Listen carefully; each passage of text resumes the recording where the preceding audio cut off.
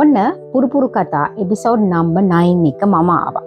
අදත් වෙනද වගේම තාම අපේ ආරාධිත අමුත්තා මේ වීඩියෝ එකට ඇවිල්ලා නැහැ.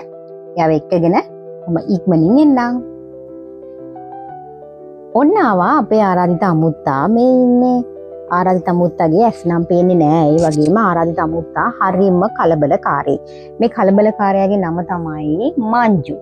ඉතින් මගේ වීඩියෝස් විශේෂයෙන්ම Facebook එකේ බලන අය දන්නවා මෙයාට තව නාගි කෙනෙක් හිටියා. එයාගේ නම තමයි සංජු, මෙයාගේ නම මංජු. සංජුයි මංජුයි දෙන්න තමයි මගේ ගෙදරට ආවේ පාරේ ඉඳලා. ඉතින් දෙන්නගේ මැස් පේන්නේ නැහැ. හැබැයි අවාසනාවන්ත විදිහට සංජු මෙයාගේ නංගි මීට මාසයකට විතර කලින් මේ ලෝකෙන් සමුගත්තා. කොහොම හරි අන්තිමට අපි ළඟ ඉතුරු වුණේ මෙන්න මේ චණ්ඩි බණ්ඩි මංජු තමයි. මංජු කියලා කියන්නේ හරිම හිතුවක්කාරයෙක්. කියන කිසිම දෙයක් අහන ළමයෙක් නෙමේ. එයාට ඕන විදිහට තමයි වැඩ කටයුතු සිද්ධ වෙන්නේ. දැන් මේ වීඩියෝ එකෙත් වැඩිපුර හරියක් මංජුව නෙමේ ඔයගොල්ලන්ට පේන්නේ මාව. මොකද ඒ තරම්ම මංජුගේ වැඩ කටයුතු හරිම හොඳ නිසා. මංජුට ඕන විදිහට වැඩ කරන ළමයෙක්. මොකද විශේෂයෙන්ම මම හැමදාම මගේ වීඩියෝස් වල කතා කරනවා වගේ මංජුගේ ඇස් පෙනීම නැහැ. එතකොට මේ ඇස් පෙනීම නැති පුරුපුරුවෝ හරිම කලබලයි. විශේෂයෙන්ම සද්ද බද්ද වලට මේ දේවල් වලට ඒගොල්ලෝ කැමති නැහැ.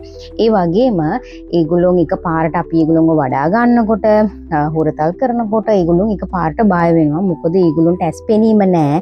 ඒගොල්ලෝ මේ හැම ගනුදෙනුවක්ම අපිත් එක්ක කරන්නේ ඒගොල්ලෝගේ ඉවෙන් වෙච්ච නිසා. ඉතින් මේ මංජුත් එහෙම තමයි.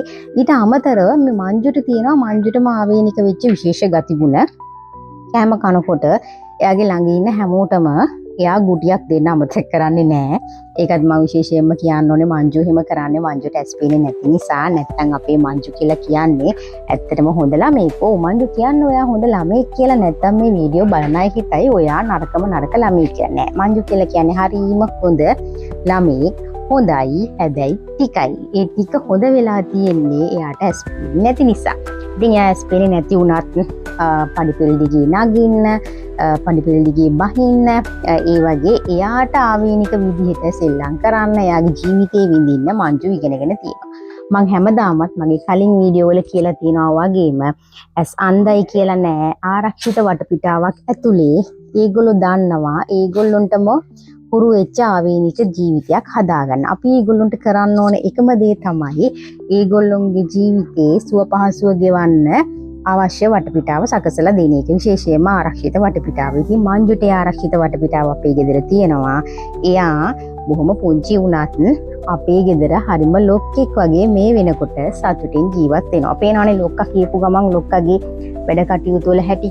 ඔන්න ওই විදිහට තමයි අද අපි වීඩියෝ එකට සහභාගී වෙන අමුත්තගේ වීඩියෝ එකේ තියෙන හැසිරීම. ඉතින් ඕගොල්ලෝ මේක ගැන වැඩි හිතන්න එපා. ඒ වගේම මට තව දෙයක් කියන්න අමතකුණා. මංජු කියලා කියන්නේ එයාගේ වයසට හරියන විදිහට ලොකු වෙන්නේ නැති පුරුපුරුවෙක්. ඒක සාමාන්‍යයෙන් මම දැකලා තියෙනවා අන්ධ පුරුපුරුවෝ ගොඩා දෙනෙක් අතර ඒක තියෙනවා. මොකද ඒගොල්ලොන්ට මේක උපත්යෙන් සිදුවෙන යම්කිසි ආබාධයක් එක්ක සිදුවෙන දෙයක් නිසා මංජුට තියෙනවා වර්ධනයේ අඩුවක්. හැබැයි වර්ධනය කොහොම අඩු වුණත් එයා හොඳින් කාලා බීලා එයාගේ අන්ධ ජීවිතය සතුටින් ගෙවනවා. ඉතින් මම හැමදාම කියනවා වගේ ඒගොල්ලෝ ආබාධිතයි විශේෂ අවශ්‍යතා තියෙන ළමයි කියලා අපි නොසලකා හරින්න ඕනේ නෑ. අපේ ආදරයට කරුණාවට පුළුවන් ඒගොල්ලන්ගේ ජීවිත කතා ලස්සන කරලා දෙන්න. එහෙනම් ඊළඟ එපිසෝඩ් එකෙන් අපි හම්බෙනකන් අද ගිහින් එන්නම්. බයි.